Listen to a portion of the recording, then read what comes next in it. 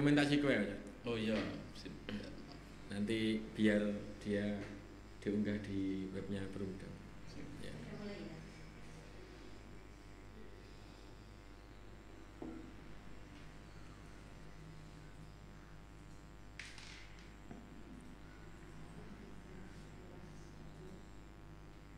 Ya, selamat pagi Indonesia.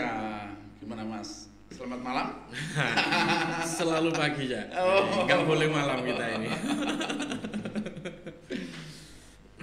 Oke ya, kita akan coba berkicau Mas ini Mas.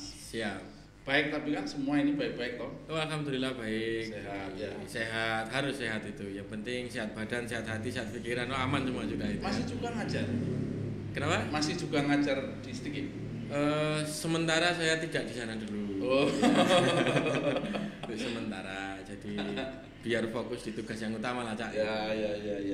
Jadi Pak Hasim ini dulu dosen Stikip ya, sekarang direktur PDAM. Jadi malam ini kita akan nongkrong bicara soal air. Karena direktur PDAM ini kan mesti punya tugas menyediakan air sekurang-kurangnya lah ya, sekurang-kurangnya ya pasti banyak yang lain, jadi pasti persoalan besarnya kalau air tidak tersedia bagaimana mau menyediakan kalau yang airnya tidak tersedia gitu Mas ya. Iya betul ya benar. Oke Mas, kita bisa mulai saja tipis-tipis. Apa sih yang menarik bagi sampean itu di bicara di PDAM, terus air itu apa? Dalam cara berpikir sampean itu air itu apa sih sebenarnya? Iya. Ini bahan yang beberapa kali ditanyakan banyak orang kita. Gitu. Ya. Sepenting apakah air? Kita kira gitu kan ya. Ya ini, saya kalau nggak ada air nggak bisa ada es kopi. Jadi motivasi pertama itu mungkin karena memang basic saya kira-kira ya akademisi lah gitu ya. Saya masih ingat bagaimana pada 1000 hari Gus Dur kalau tidak salah halnya Gus Dur itu panjenenganipun Romo Yai Gusmus itu. Sama bisu itu dawuh kan. Coba telitin Banyunan Jombang ini.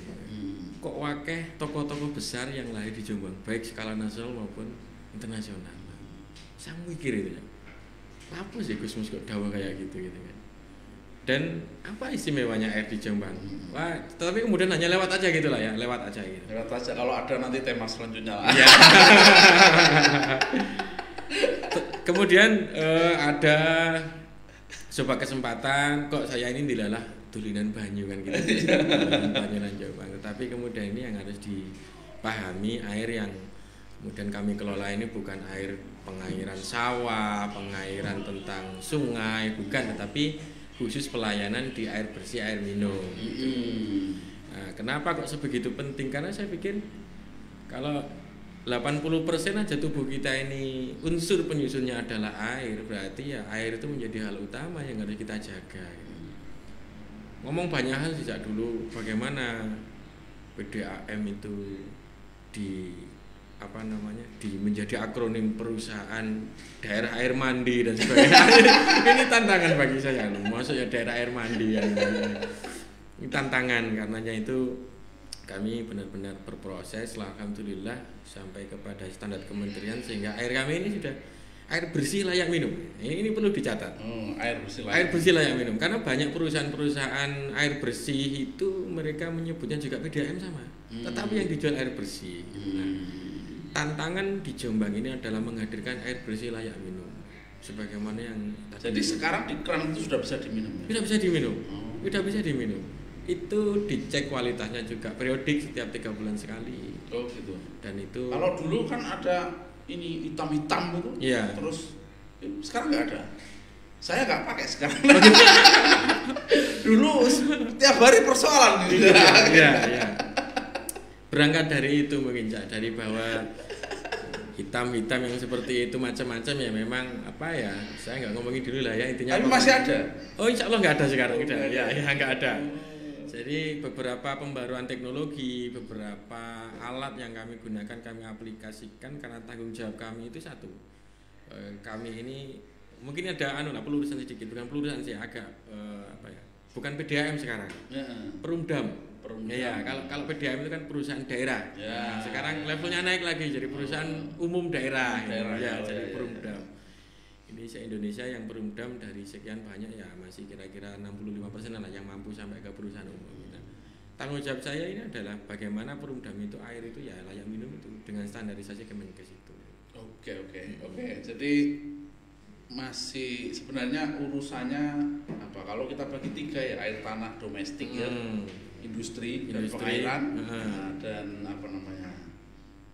Air tanah ya, air sumber dalam tanah. Ya. Kalau Jombang ini sebenarnya Mas, apa kalimat sederhananya sebenarnya kita ini menghadapi ancaman air apa ora? Ancaman air di Jombang itu begini. Kalau kita membincang tentang potensi ya. Potensi dulu, potensi sumber air. Kebutuhan dulu. Kebutuhan dulu ya. Kebutuhan per hari. Per hari. Karena begini, kalau kita generalisir maka nggak ketemu. Karena ada beberapa wilayah yang mereka kesulitan. Ada beberapa wilayah mereka yang berlimpah ruah. Nah itu yang saya lihat. Ini ya kan. Cuman ya sekali lagi ini ngomong pemahaman masyarakat bahwa air yang layak minum itu kan tidak sekedar beningnya. Ya.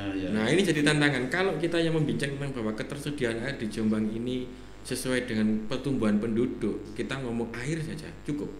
Tapi kalau air yang layak minum tidak cukup ya. Nah ini tegasnya.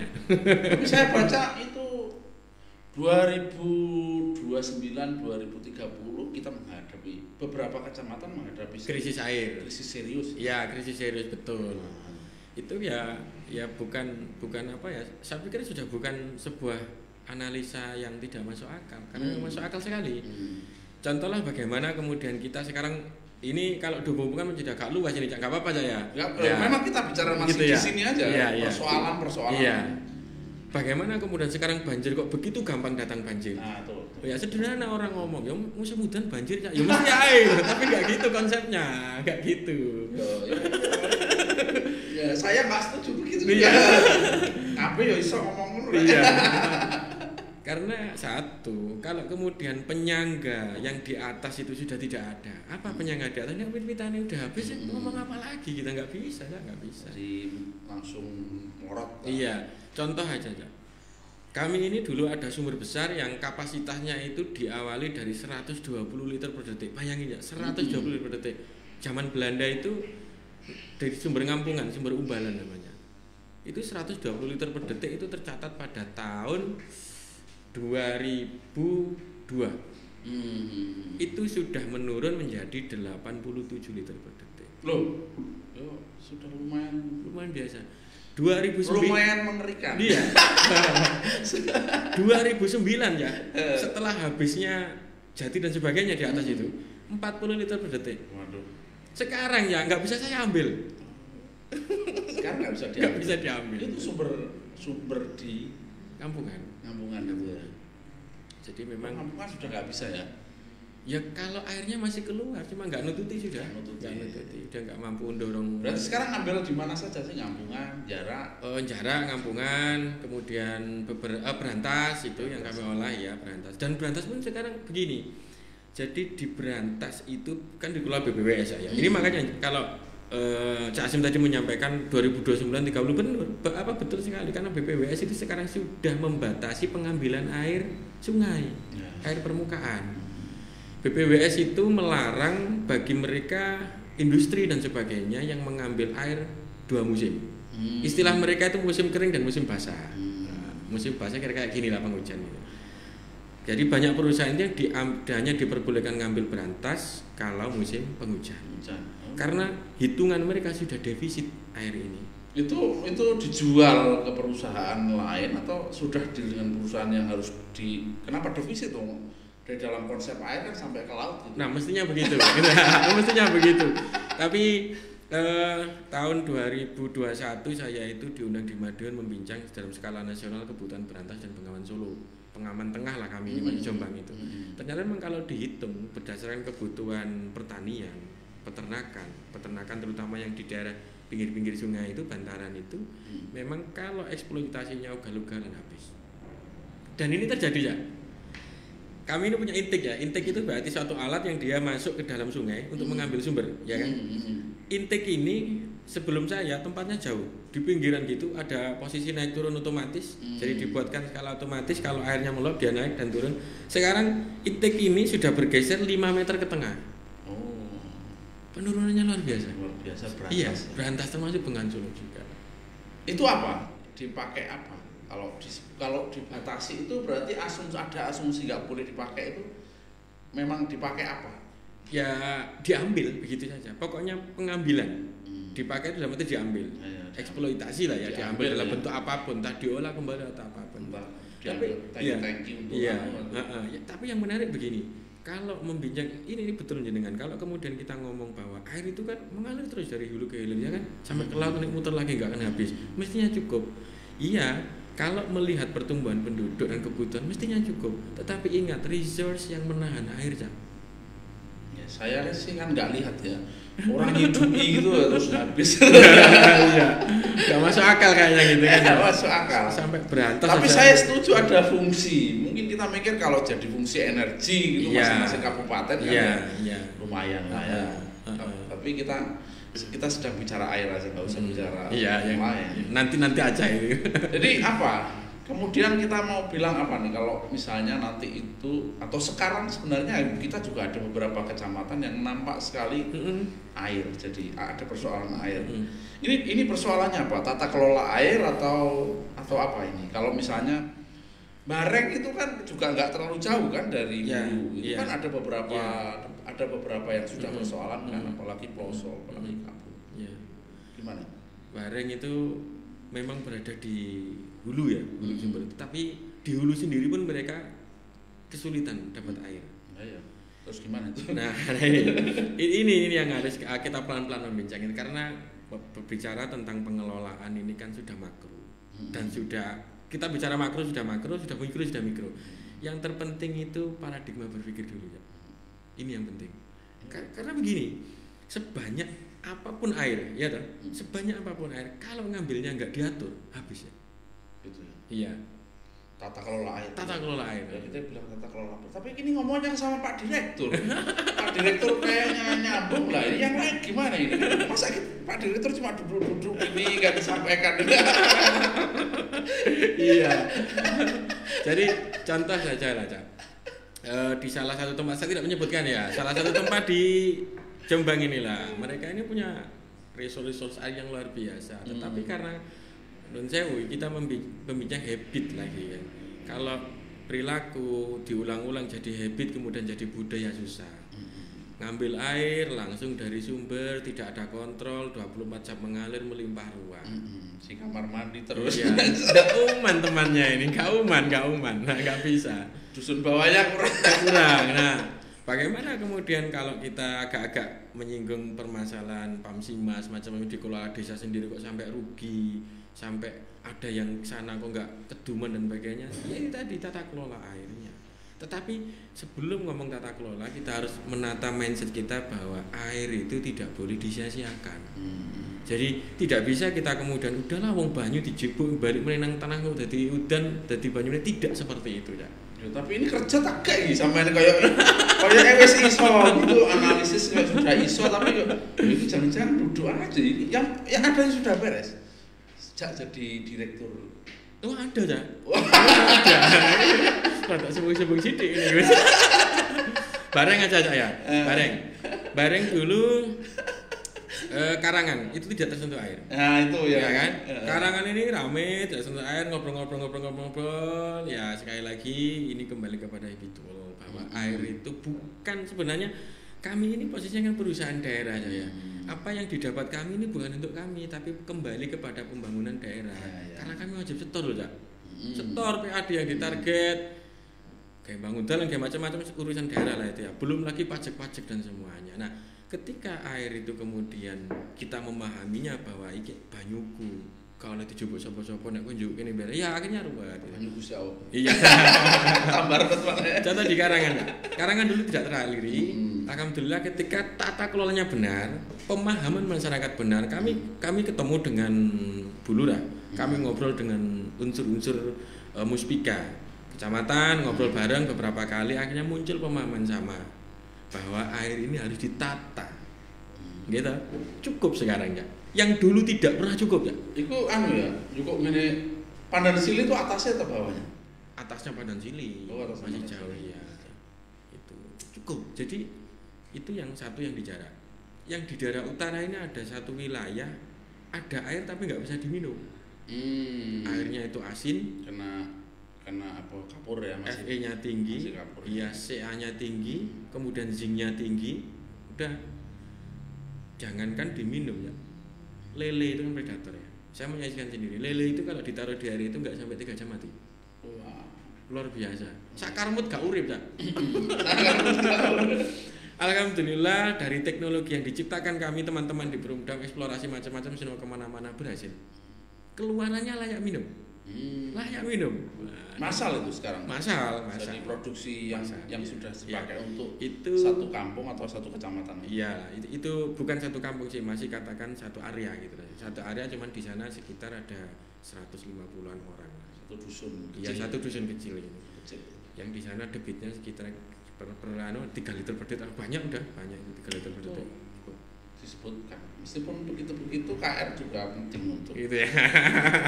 Kita jadi enggak suram. Jadi Pak Direktur ini bekerja enggak? Dia tahu persoalan tapi tiap hari bicara persoalan terus. Iya.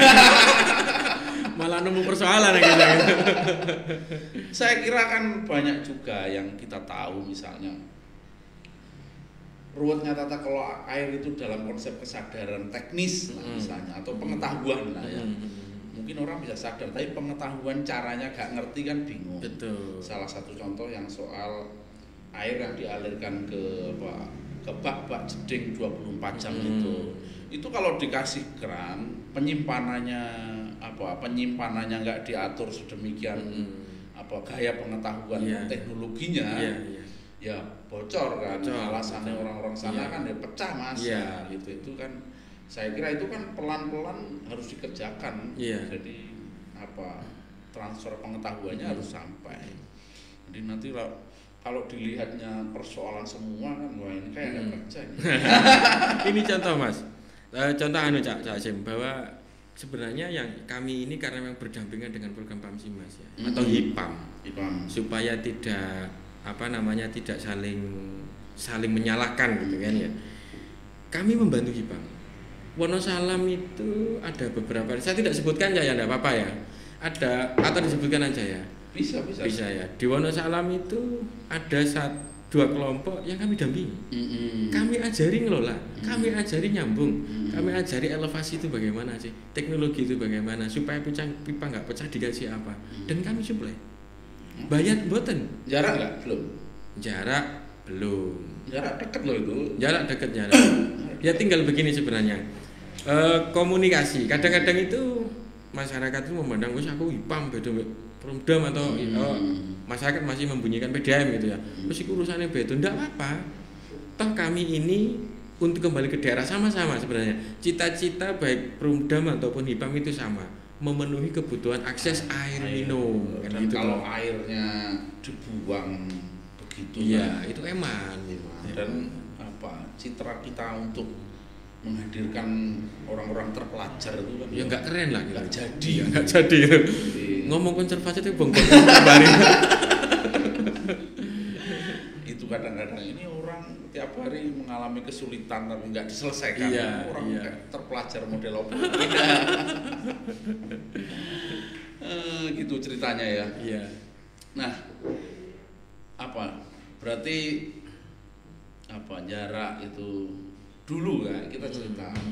Saya ini kan dulu juga. Saya sambil minum ini boleh Cak ya? Boleh, kadang-kadang ini.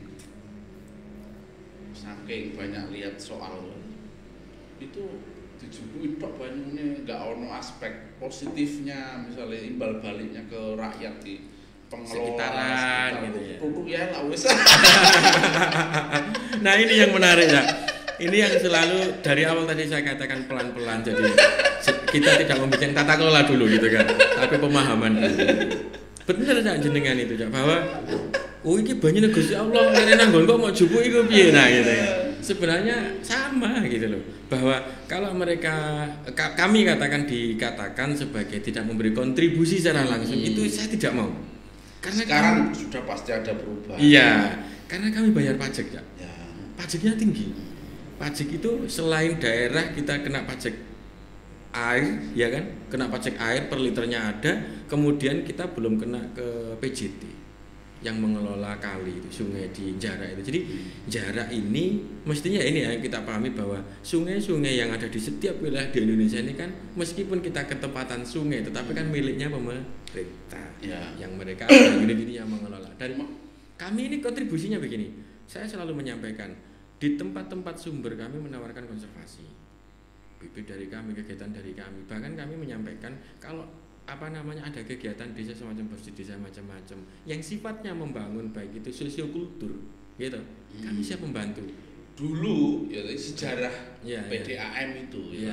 Atau sejarah penguasaan air itu kan selalu miskomunikasi, misleading. Karena gini, konsep masyarakat di dalam populasi itu selalu konsep keberadaan negara yang mereka seperti sudah sepakat itu kayak negara. Padahal kan negara kan tidak selalu ada sebelum masyarakat itu ada. Nah, kalau mungkin di Jombang ya, kalau tidak dikontribusi baik atau tidak diguyubi dengan baik, kalau tidak ada sumbangan nyata konservasi tahunannya bagaimana, apalagi ada kulturnya. Nah ini kan kita sedang membayangkan di Kalimantan tiba-tiba ada PDAM, masyarakat adatnya yang begitu. Akhirnya mesti kan konflik serius. Nah gambar masa lalunya begitu. Di Jarak itu gambar masa lalunya begitu. Penguasaan air lagi kan yang berbicara. Tapi enggak, alhamdulillah sekarang aman. Jadi di Jarak itu kami juga disapot betul, kami juga didukung betul, dan memang alhamdulillah aman terkendali ya. Cuma memang mereka punya HIPAM sih, mereka punya HIPAM yang dikelola dan kami siap kok bersinergi dengan siapapun siap. Karena yaitu dalam mindset saya, tujuan saya adalah menyelaraskan dengan tujuan pemerintah daerah akses air bersih 100%. Oke. Nah oke Mbak Nur. Siapa nih yang sudah online dan kita perlu tipis-tipis ya, salam-salam. Siapa Pak Hasim yang mau disalamin untuk besok dia nonton itu siapa itu?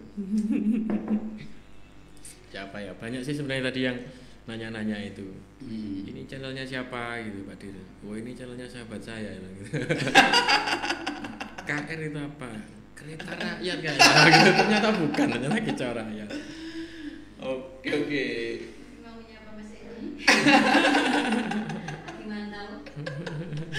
Mas Edi lagi mantau. Oh ya. Mas Edi tadi sudah berkomentar juga mantap gitu. Iya. Ya kita salam lah Mas Edi. Ya, Mas Edi ini tadi Pak Hasim, dia calon bupati versi KM. Oh amin siap. Apa? Ada komen. Kebutuhan air bersih menjadi persoalan urgent di beberapa wilayah Jombang. Upaya apa yang sudah dilakukan untuk mengatasi persoalan tersebut?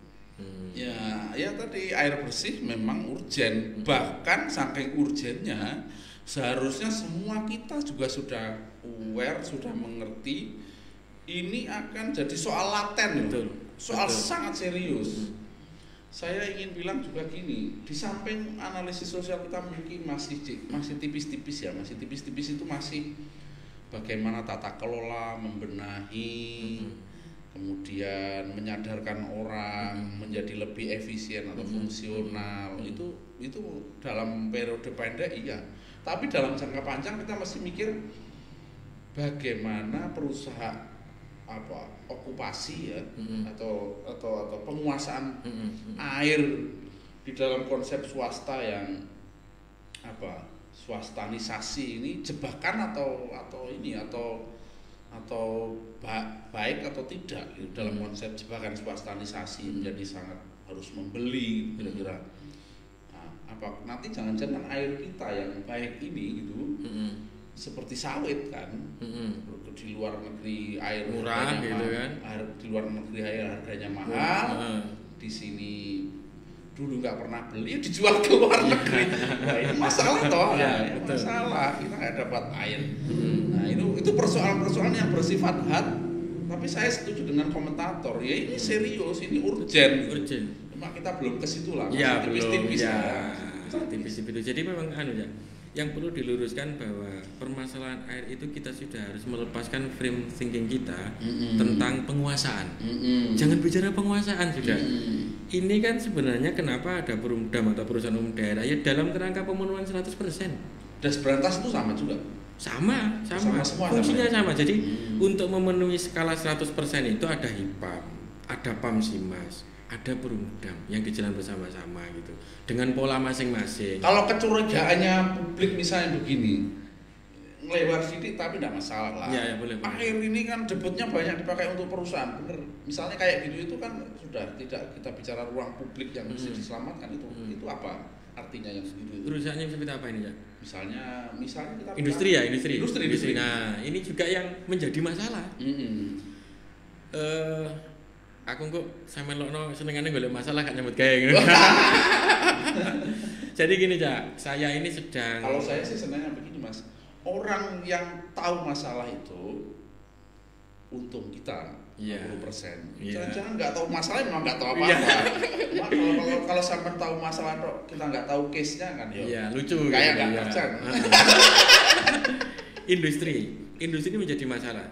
Kalau ngomong industri ya ini mungkin nanti di episode selanjutnya menarik kalau kita kupas ini. Saya mau cerita banyak tentang itu dan bagaimana nanti Jombang iki nek ditoto saya iki Cak merat mari Cak. Oh. Lu serius? Berarti kita harus ketemu ini. Iya.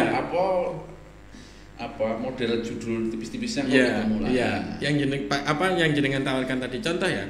Saya sekarang sudah mulai berperang dengan bukan dengan industri yang mengambil air secara tidak terukur, misalkan terukur dalam terminologi saya.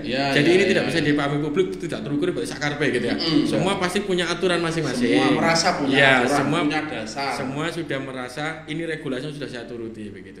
Tetapi dalam pandang kami ada beberapa regulasi semestinya kurang bijak gitu. Nah, saya perang. Apakah hasil banyak industri-industri yang melakukan eksploitasi, jangan eksploitasi lah ya berlebihan, pengambilan gitu aja lah ya kata-katanya. Tapi ini kok diterusno wae. Iya. Ya boleh. Sopo itu sih salah mau sing komentar urgent itu. Oh tadi dari Terus ada dari Mas Bejo Sumarjo Sugeng Rahayu. Sugeng Rahayu Mas Bejo ini aktivis podcastnya Rebung. Oh iya. Salam Mas Bejo, nanti kita mau bikin nongkrong lah ya. Kalau Mas Bejo itu pengennya nongkrong itu tuipis, terus nanti kita bikin judul-judul yang apa namanya, misalnya musik haram tapi sambil main musik. Aduh, repot. Angel gitu.